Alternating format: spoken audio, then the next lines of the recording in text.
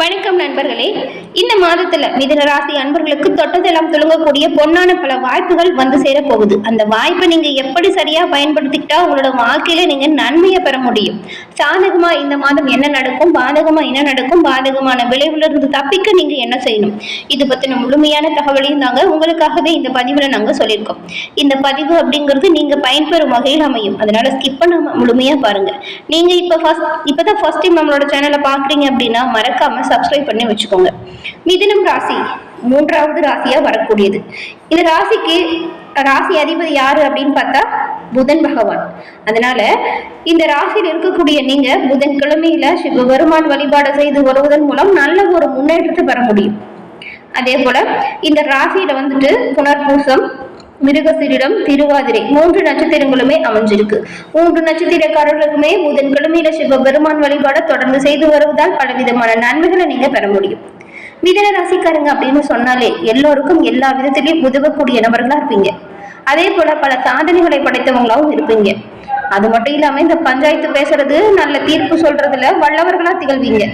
எதிர்ப்புகளை கூட புத்திசாலித்தனத்தால முறியடிக்கக்கூடிய புதன் பகவான ராசி அதிபதியா கொண்டவங்க தான் மிதுன ராசி அன்பர்கள். நீங்க மிதுன ராசி அன்பர்களை நம்பி எந்த ஒரு காரியத்தையுமே ஒப்படைச்சிட்டுமா அதை கண்ணும் கருத்துமா பொறுப்போடு செஞ்சு முடிச்சு காட்டுவீங்க. நீங்க உங்களுக்கு ஞாபக சக்தி அதிகமா இருக்கும்.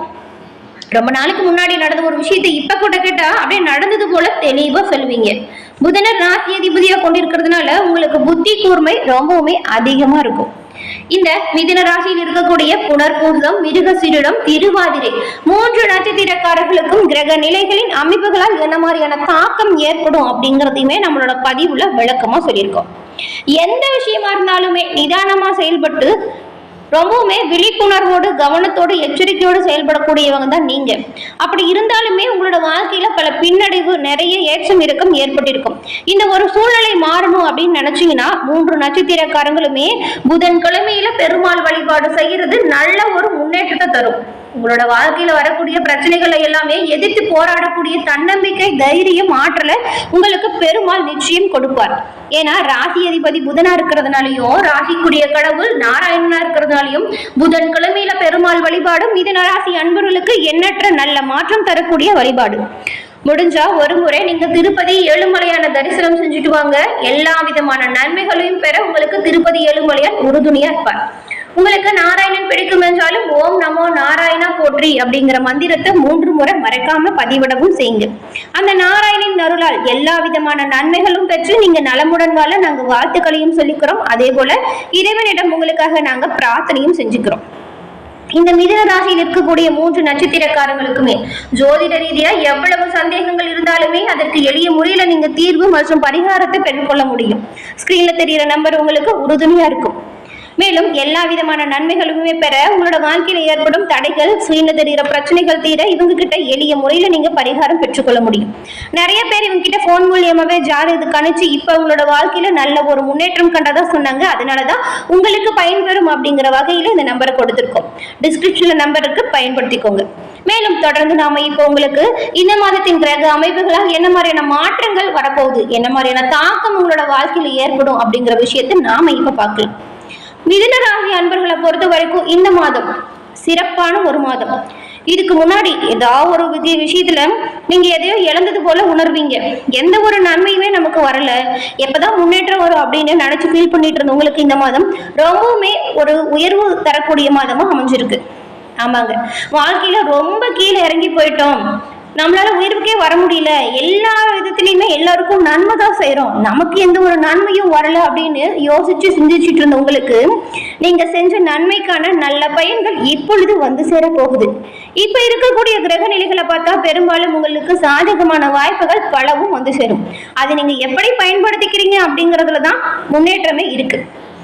கல்வியிலையும் சரி, வியாபாரத்திலையும் சரி நல்ல ஒரு அந்தஸ்தான இடத்திற்கு நீங்க வரப்போறீங்க. உங்களுக்கான அங்கீகாரம் இப்பொழுது நிச்சயமா கிடைக்கும். உங்களை தேடி நிறைய பொறுப்புகள் வந்து சேரும். தலக்கணம் இல்லாம அதை நீங்க பணிவோடு ஏத்துக்கிட்டீங்கன்னா நல்லது. முயற்சிகளை கைவிடவே கூடாது. தொடர்ந்து முயற்சி செய்யுங்க, நன்மைகள் வந்து சேரும். பெரிய பெரிய சாகத்தெல்லாம் செஞ்சு சுத்தி இருக்கக்கூடிய எல்லாரையுமே ஆச்சரியப்பட வைக்க போறீங்க. தினமுமே நீங்க பெருமாளை மனமாற வணங்கி வருவதன் மூலம் இன்னுமே நல்ல பயன்களை பெற முடியும். தினமுமே அதாவது இப்ப நீங்க ஒரு நாள் தொடங்குறதுக்கு முன்னாடி எழுந்திரிச்சு குளிச்சுட்டு இறைவனை மனமாற வேண்டுங்க. இறைவா, இன்றைய தினம் வரக்கூடிய எல்லா விஷயங்களும் நல்லதா இருக்கணும். என்னாலையும் சரி, மற்றவங்களால எனக்கும் சரி, எந்த ஒரு கெட்டதும் நடக்கக்கூடாது. எல்லா விதத்திலும் நன்மைகள் பெற நீ என் கூடவே உறுதுணையா இருக்கணும் அப்படின்னு மனமாற பெருமாளை வேண்டிக்கிட்டு எல்லா நல்ல விஷயத்தையும் செய்யுங்க. அதற்கான அங்கீகாரம், நல்ல பலன்கள் உடனடியாகவே உங்களை வந்து சேர பெருமாள் உங்களுக்கு உறுதுணையா இருப்பார். இப்ப மிதுன ராசியில் இருக்கக்கூடிய மிருகசீரிடம், திருவாதிரை, புனர்பூசம் 3 நட்சத்திரக்காரர்களுக்கும் அமைப்புகள் எப்படி இருக்கு அப்படிங்கறத விரிவா பார்க்கலாம். முதல்ல மிருகசீரிடம் நட்சத்திரக்காரங்களுக்கு சாமர்த்தியமா சாதனைகளை செய்வீங்க. நீங்க உங்களுக்கு இந்த மாதம் மிகவும் யோகமான மாதம் அப்படின்னு சொல்லலாம்.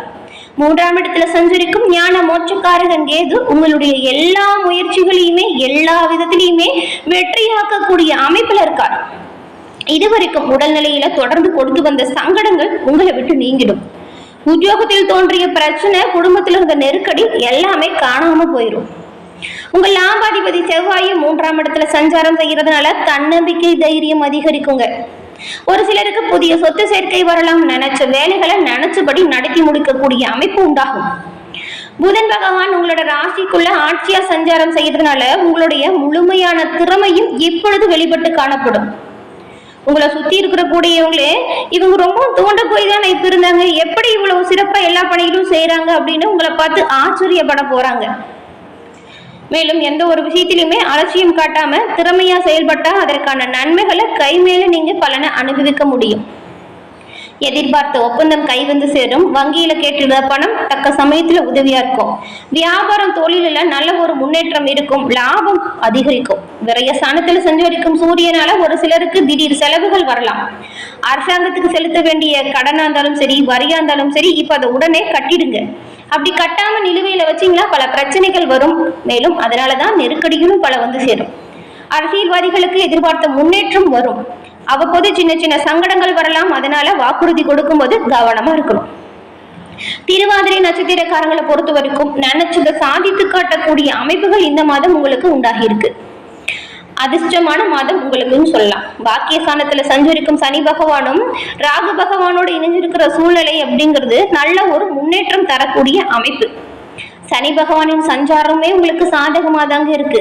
இந்த சமயத்துல நீங்க செய்யக்கூடிய ஒவ்வொரு முயற்சிகளுமே உங்களுக்கு முன்னேற்றம் வந்து சேரும். மேலும் எல்லா விதமான நன்மைகளுமே பெற நீங்க கவனமாகவும் முன்னெச்சரிக்கையாகவும் செயல்பட்டால் நன்மைகள் வரும். அலுவலகத்துல இருந்த பிரச்சனை முடிவிற்கு வந்துடும். உடல்நிலையில் இருந்த பாதிப்பு இனி கொஞ்சம் கொஞ்சமா உங்களை விட்டு விலகிடும்.